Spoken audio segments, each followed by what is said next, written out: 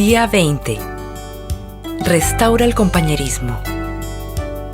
Dios, por medio de Cristo, nos reconcilió consigo mismo y nos dio el ministerio de la reconciliación. Segunda de Corintios, capítulo 5, versículo 18.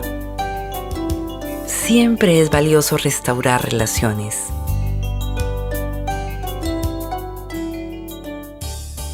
Siempre es valioso restaurar relaciones. Como la vida se resume en aprender a amar, Dios quiere que valoremos las relaciones y nos esforcemos por mantenerlas, en lugar de descartarlas siempre que se produzca una división, un disgusto o conflictos. De hecho, su palabra nos dice que Dios nos ha dado el ministerio de restaurar relaciones. Por lo tanto, gran parte del Nuevo Testamento se ocupa de la enseñanza de cómo tratarnos mutuamente. Pablo escribió: Por tanto, si sienten algún estímulo en su unión con Cristo, algún consuelo en su amor, algún compañerismo en el Espíritu, algún afecto entrañable, llénense de alegría, teniendo un mismo parecer, un mismo amor, unidos en alma y pensamiento. El apóstol nos enseñó que la capacidad de llevarnos bien entre nosotros es señal de madurez espiritual. Como Cristo quiere que su familia sea conocida por el amor que sienten unos por otros, el compañerismo roto es un mal testimonio para los incrédulos. Por eso Pablo sentía tanta vergüenza de los miembros de la iglesia de Corinto. Ellos se dividían en facciones de distinta tendencia y hasta se demandaban a juicio. Por eso escribió: Digo esto para que les dé vergüenza. ¿Acaso no hay entre ustedes nadie lo bastante sabio como para juzgar un pleito entre creyentes? No podía creer que no hubiera nadie en la iglesia lo suficientemente maduro para resolver un conflicto en paz. En la misma carta dijo: Les suplico, hermanos, en el nombre de nuestro Señor Jesucristo, que todos vivan en armonía y que no haya divisiones entre ustedes, sino que se mantengan unidos en un mismo pensar y en un mismo propósito. Si quieres la bendición de Dios en tu vida y que te conozcan como su hijo, debes aprender a ser pacificador. Jesús dijo: Dichosos los que trabajan por la paz, porque serán llamados hijos de Dios. Fíjate que Jesús no dijo: Dichosos los que aman la paz, porque todos la amamos. Tampoco dijo: Dichosos los pacíficos, que nada los perturba. Al contrario, afirmó: Dichosos los que trabajan por la paz, los que activamente procuran resolver los conflictos. Los pacificadores son difíciles de encontrar porque la pacificación es una tarea difícil. Como fuimos creados para formar parte de la familia de Dios, y el segundo propósito de nuestra vida en la tierra es aprender a amar y relacionarnos con otros, trabajar por la paz es una de las habilidades más importantes que podemos desarrollar. Por desgracia, a la mayoría de nosotros nunca se nos enseña cómo resolver conflictos. Trabajar por la paz no es evitar los conflictos. Huir de los problemas, aparentar que no existen o tener miedo de hablar de ellos es cobardía. Jesús, el príncipe de paz, nunca tuvo miedo al conflicto. En cierta ocasión hasta lo provocó para bien de todos. A veces necesitamos evitar los conflictos, otras necesitamos crearlos y aún otras resolverlos. Por eso debemos orar pidiendo la guía continua del Espíritu Santo.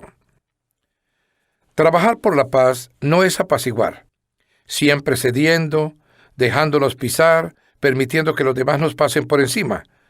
No es lo que Jesús tenía en mente. Él se negó a ceder en muchos asuntos.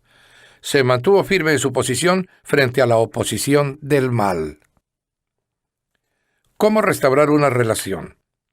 Como creyentes, Dios nos ha llamado a restablecer nuestras relaciones unos con otros.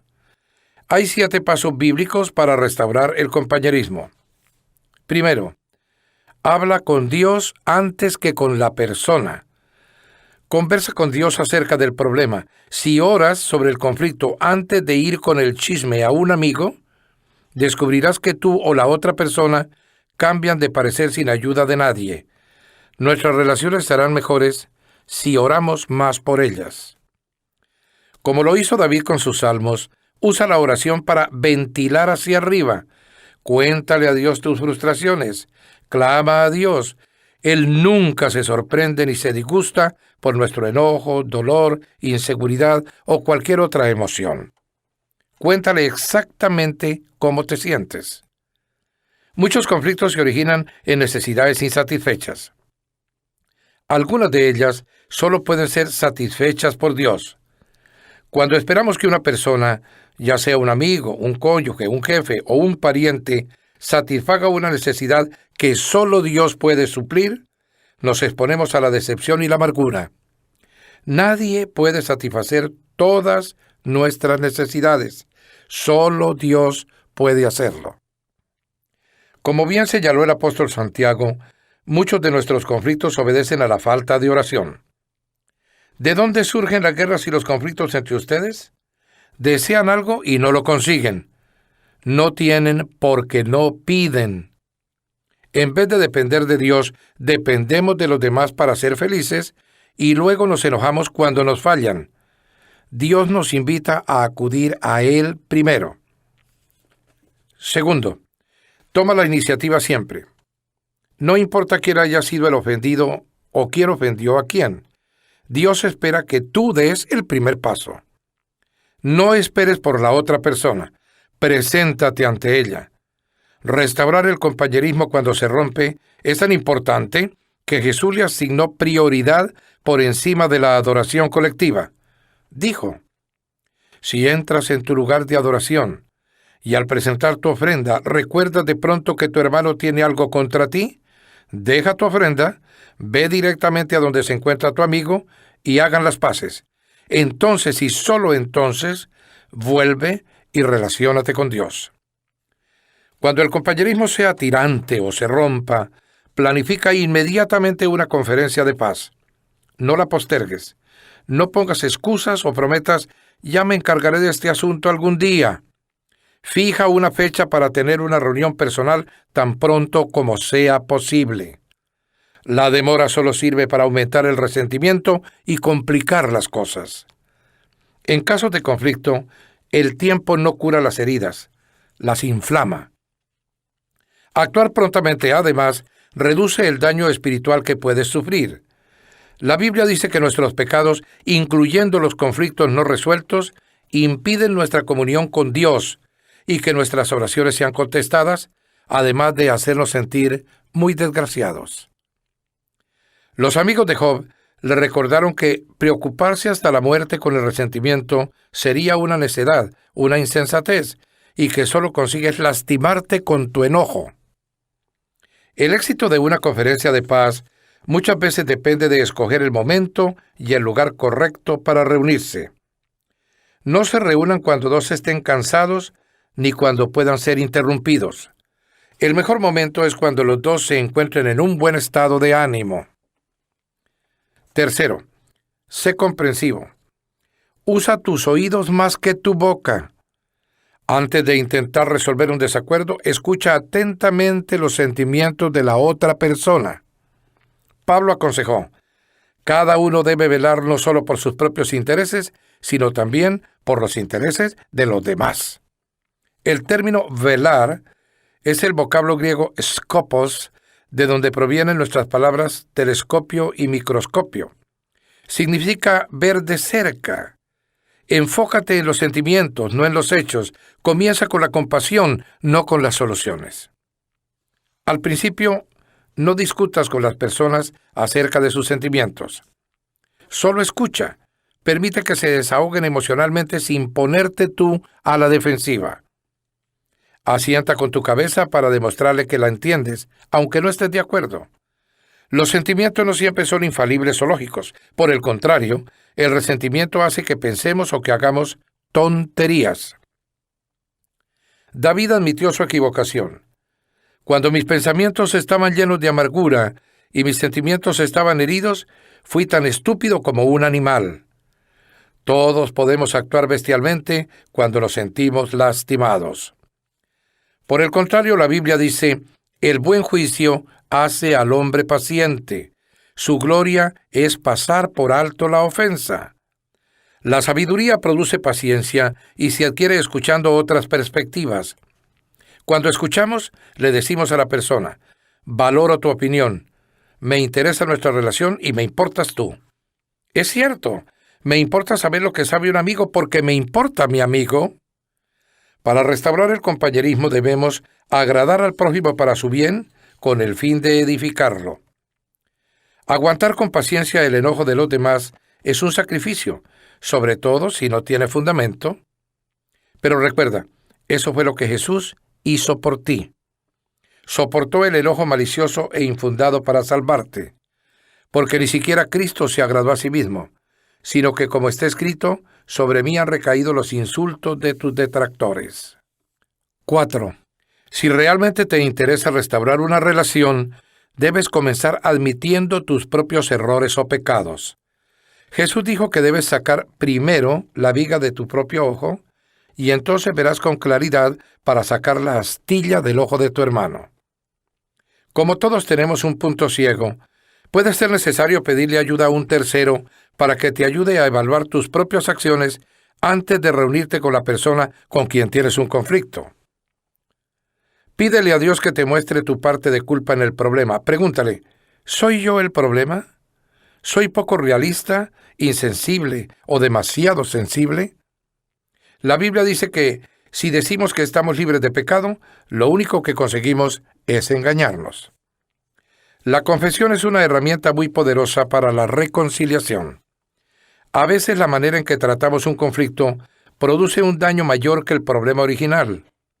Cuando comenzamos por reconocer con humildad nuestras equivocaciones, el enojo de la otra persona se apaga y la desarmas, porque posiblemente esperaba que estuvieras a la defensiva. No te excuses ni culpes al otro. Reconoce con sinceridad la parte que te corresponde en el conflicto. Asume la responsabilidad que te corresponde por tus errores y pide perdón. 5. Ataca al problema, no a la persona. No es posible arreglar el problema si lo que te interesa es encontrar quién tuvo la culpa. Debes optar por una u otra. La Biblia dice, la respuesta amable calma el enojo, pero la agresiva echa leña al fuego. Si estás enojado, nunca lograrás persuadir a la otra persona. Elige tus palabras con mucho cuidado. Una respuesta amable es siempre mejor que el sarcasmo. Al resolver conflictos, la manera en que se dicen las cosas es tan importante como lo que se dice. Si eres agresivo, tus palabras se recibirán a la defensiva. Dios nos dice, a la persona sabia y madura se le conoce por su inteligencia. Cuanto más agradables sus palabras, más convincente es la persona. Ser fastidioso nunca sirve. No podemos ser convincentes cuando somos ásperos. Durante la Guerra Fría, ambas partes acordaron que algunas armas de guerra eran tan destructivas que nunca deberían usarse. En la actualidad, las armas químicas y biológicas están prohibidas y los arsenales de armas nucleares se reducen y se destruyen. Para salvar el compañerismo, es necesario destruir nuestro arsenal de armas nucleares relacionales. La desaprobación, el menosprecio, las comparaciones, las etiquetas, los insultos, la condescendencia y el sarcasmo. Pablo lo resume de la siguiente manera: eviten las palabras dañinas. Usen solo palabras constructivas que sirvan para edificación y sostén, para que lo que digan haga bien a quienes escuchan. 6. Coopera tanto como puedas. Pablo dijo, en cuanto dependa de ustedes, vivan en paz con todos. La paz siempre tiene un precio. Puede costarnos nuestro orgullo. A menudo nos cuesta nuestro egoísmo. Por amor al compañerismo, haz lo mejor que puedas para llegar a un compromiso, para adaptarte, para optar por lo que la otra parte prefiere. Una paráfrasis de la 7ª bienaventuranza de Jesús lo expresa así: ustedes son benditos cuando son capaces de mostrar a la gente cómo cooperar en lugar de competir o luchar. Entonces pueden descubrir quiénes son realmente y cuál es su lugar en la familia de Dios. 7. Haz hincapié en la reconciliación, no en la solución. No es realista esperar que todos nos pongamos de acuerdo en todo. La reconciliación se enfoca en la relación, mientras que la resolución se concentra en el problema. Cuando nos concentramos en la reconciliación, el problema pasa a un segundo plano de importancia y hasta puede tornarse irrelevante. Podemos restablecer una relación incluso sin haber podido resolver nuestras diferencias. Los cristianos solemos tener, con toda legitimidad, desacuerdos francos y opiniones distintas, pero podemos discutir sin ser desagradables. El mismo diamante, visto de diferentes ángulos, parece distinto. Dios quiere la unidad, no la uniformidad, y podemos caminar juntos del brazo sin ver todas las cosas de la misma forma. Eso no quiere decir que debamos desistir de encontrar una solución. Puede ser necesario que continuemos discutiendo y hasta debatiendo, pero siempre en un espíritu de armonía. La reconciliación consiste en enterrar el arma, no el asunto. ¿A quién debes contactar como resultado de haber escuchado esta enseñanza? ¿Con quién necesitas restaurar el compañerismo? No lo postergues ni un segundo. Haz una pausa ahora mismo y conversa con Dios por esa persona. Luego toma el teléfono y comienza el proceso. Estos 7 pasos son sencillos, pero no fáciles. Restaurar una relación exige mucho esfuerzo. Por eso Pedro nos exhorta a esforzarnos por vivir en paz unos con otros. Pero cuando trabajas por la paz, haces lo que Dios haría. Por eso Dios llama pacificadores a sus hijos.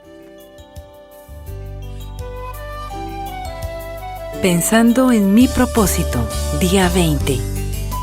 Punto de reflexión. Siempre vale la pena restaurar las relaciones. Versículo para recordar.